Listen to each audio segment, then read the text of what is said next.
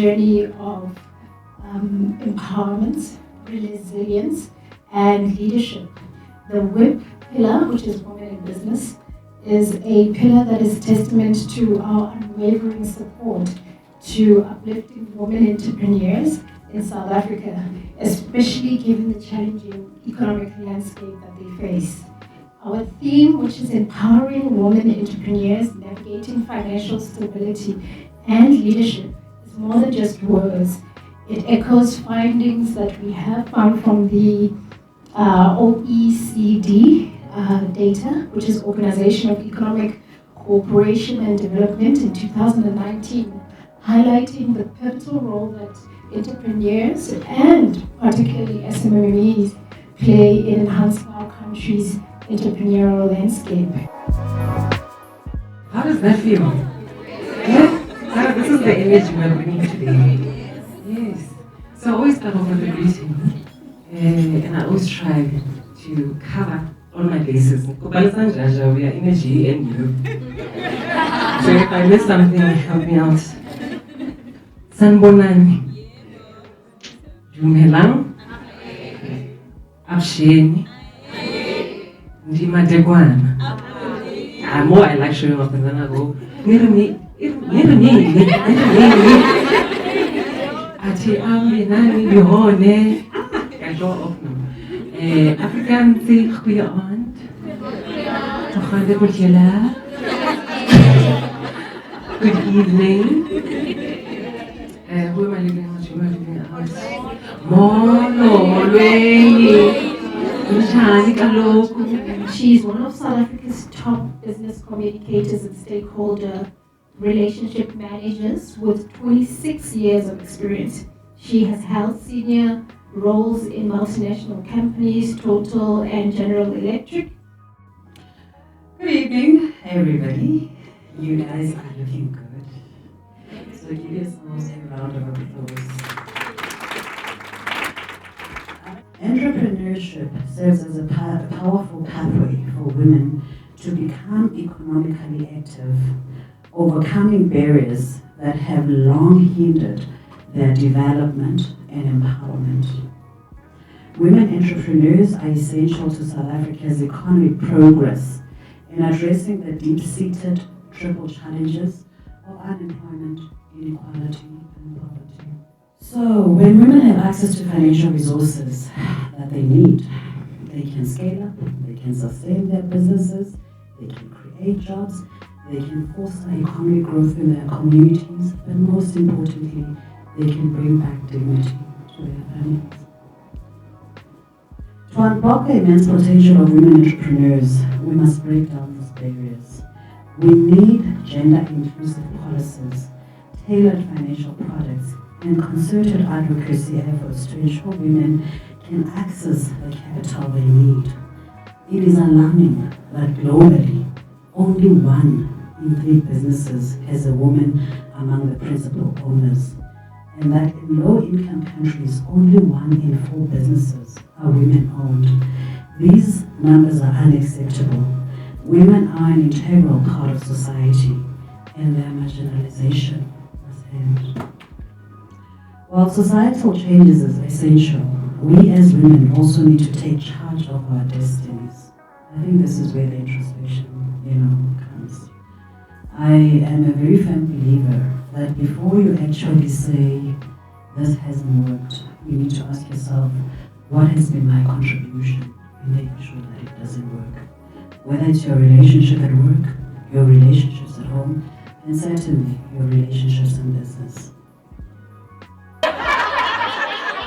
The challenger brand doesn't know that, and the cascade of other brands don't know that. All they know is that I service the leader brand. That is a diversion tactic. So what you then do is, the moment you've gotten the attention of the challenger brand, you make sure that you work your socks off to gain the attention of not just all the other brands, but every other organization within the market. And all of them must ask, who are they? And why are they doing it so well? Because that gives you an opportunity, an amazing opportunity to audition. And I think in the last piece that I've spoken about is the strongest relationships are built out the boardroom. It took me very long to understand this, but I had a client come to me years ago and say, you do your work amazing, and you do your work the best. But whenever we are invited to social events, you don't come. Because I don't think anything of social events. I live a very boring life. We invite you to golf days, you don't come. We invite you to Joel's, you don't come. But it's like the individuals that you should be meeting to ingratiate yourself deeper with the organization love those things. So if you want to build stronger relationships, please build them in social settings that still maintain appropriate principles and decorum and the sort. So I've had to learn that so that I invest more on that. Main thing, I'm a 20-year-old, by the way, and you know, when you go out there and you do like networking or you do workshops, it's usually that thing of like the imposter syndrome of will they actually hear my voice? Will they actually hear what I'm trying to bring to the table? Because yes, you are the brand, and initially you need to bring value, right?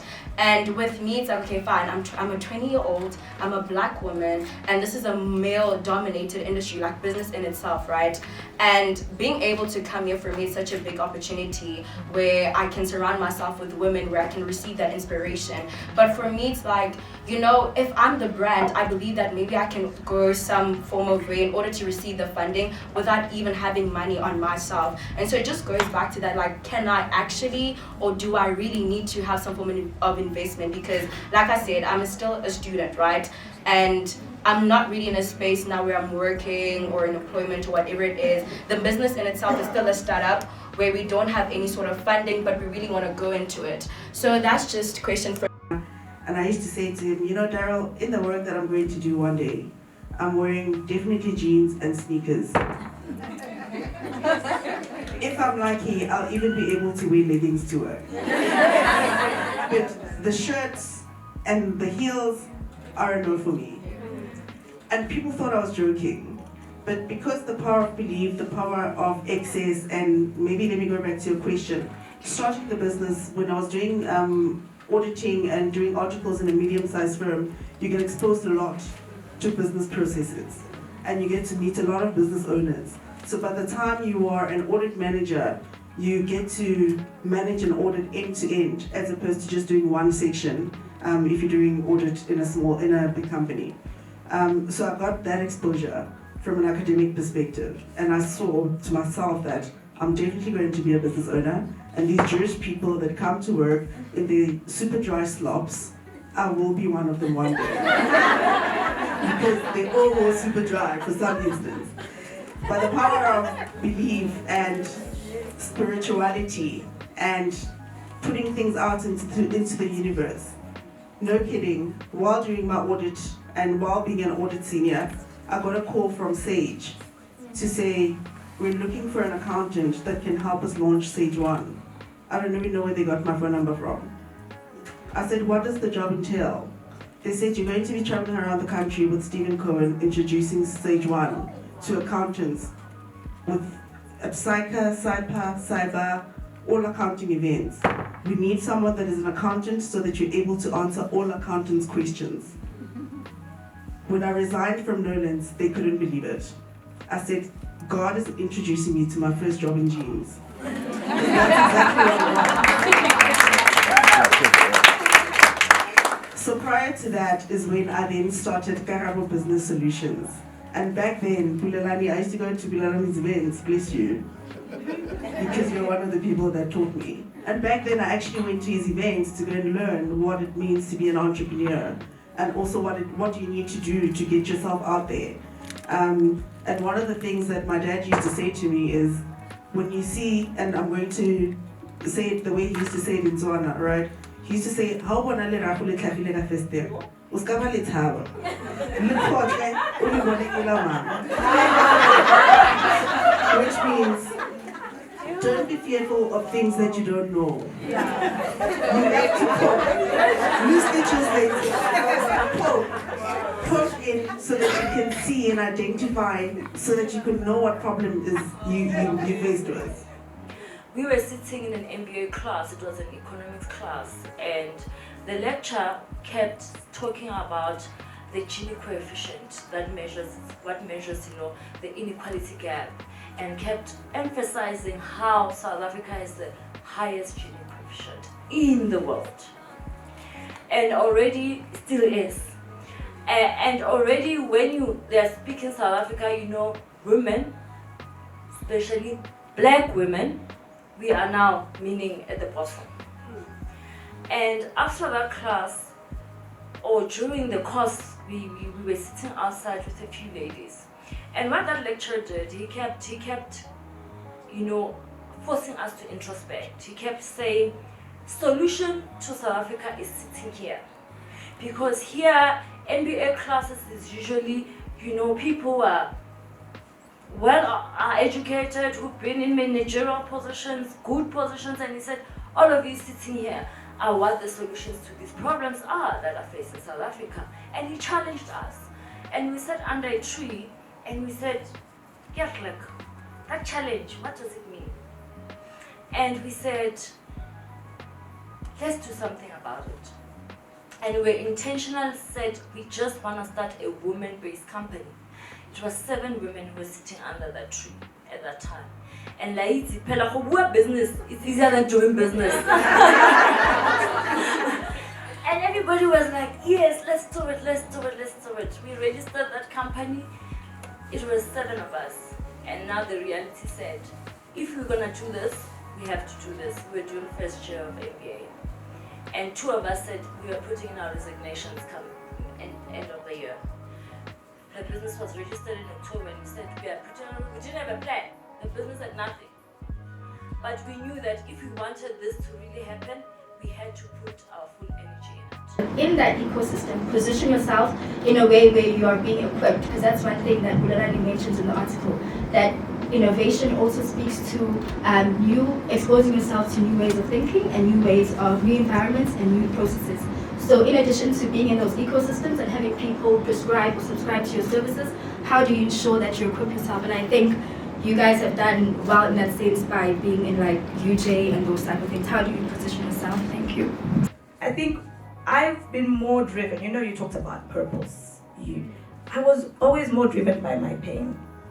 Such things, if they break my heart, I want to find a solution. So I always say, you know, follow your passion, but also never ignore your pain. Because in those painful places, why it hurts you is that maybe you could be part of that solution. So I quit eventually, not because of the environment itself, because I think it eventually started to get a lot more transformed, but because I realized I actually hated accounting. Which was an absolute shock, because it was, you know, saying I'm a chartered accountant was very important to me, and I'm a chartered accountant. And I hated it. I hated the cyclical thing of doing the same thing every month. Guys, I'm gonna go mad. I wanted to make money. I wanted to be out there making money and not just waiting for a paycheck. So I quit and jumped to the other side, went into entrepreneurship. And so partnered with some people. We then grew a fintech from 1 market to 5. We raised over $30 million in the process and created like over 5,000 jobs in the region, right? We were in South Africa, yeah. Having fun time does fly. We enjoyed ourselves and it's been an honor. So as we close this evening, I want to extend a heartfelt gratitude to our sponsors. Ellen Gray, you've hosted us beautifully. And our keynote speaker, Ms. Tuli. We have taken some nuggets and we'll do a short clip with you a bit later. Please, thank you for your time. Our panelists, Lilemba, Mulewacheng, Kitumezi, and our gentleman, Bulelani. Thank you so much. And our energetic moderator, your questions were fire, right? We loved your energy, and we look forward to working with you in the future. And the opportunities to learn and grow, like the panelists have said, are immense. So we look forward to transforming the industry with you. And please, as we close the evening, join us for refreshments and networking later on. And let's continue the conversations. Let's continue problem solving, not just looking at the past, but forming a futuristic approach to what we can do for each other, with each other. Thank you and enjoy your evening.